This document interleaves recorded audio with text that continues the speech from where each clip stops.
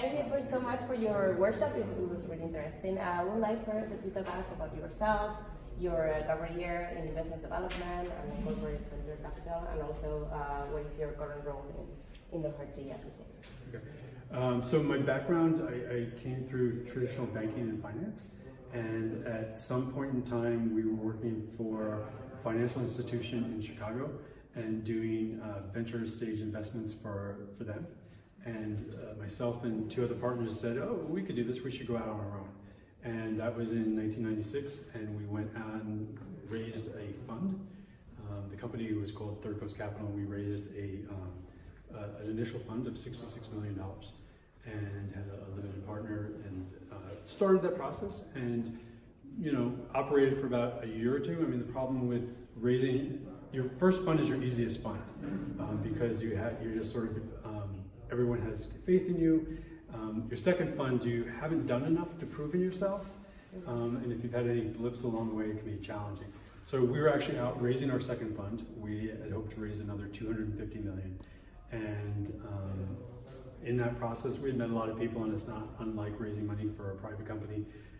Some people were interested, but couldn't quite get to the right place.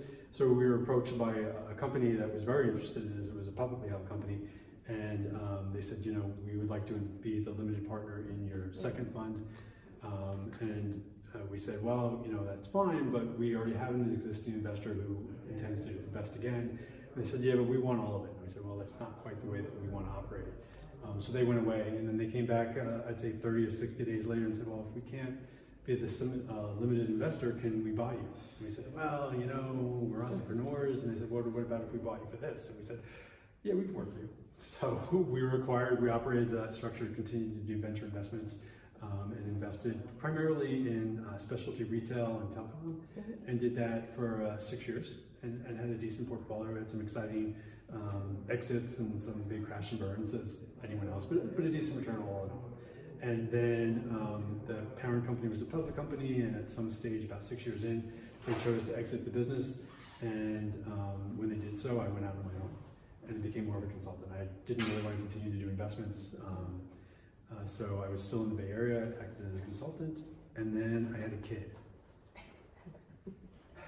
which apparently changes everything. So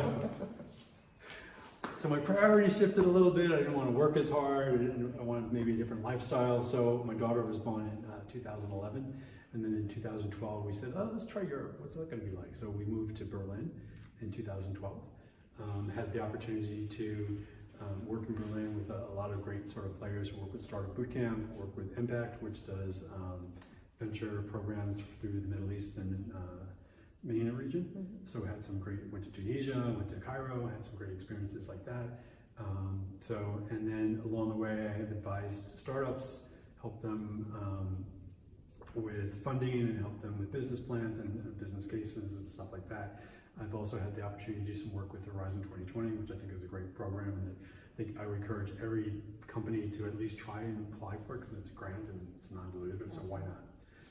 And then I continue to love to support companies, so I do programs like this. Really interesting. So what would you say is the added value you contribute to these projects to get involved in? I think that I bring the unique experience in that I have been an investor, and I understand what we look for. And hopefully what will happen is, with working with the teams, they'll ask me questions before the investors ask them. So before you see the investors, come see me. Great. And according to your experience, which are the key factors for the successful growth of an early stage company? It is about the team's ability to execute. We have great ideas, we have great concepts. Obviously, we want to have some basics, such as an unmet need in a growing market. But it's really going to come down to the team's ability to execute, and that will make or break the company. So today you have actually officially inaugurated our workshops by industry leaders in the local phase of the 2019 Maté Accelerator program. What do you think about this program and its usefulness for the definition of the business plan for these participants who attended today? I mean, it's great to hear it.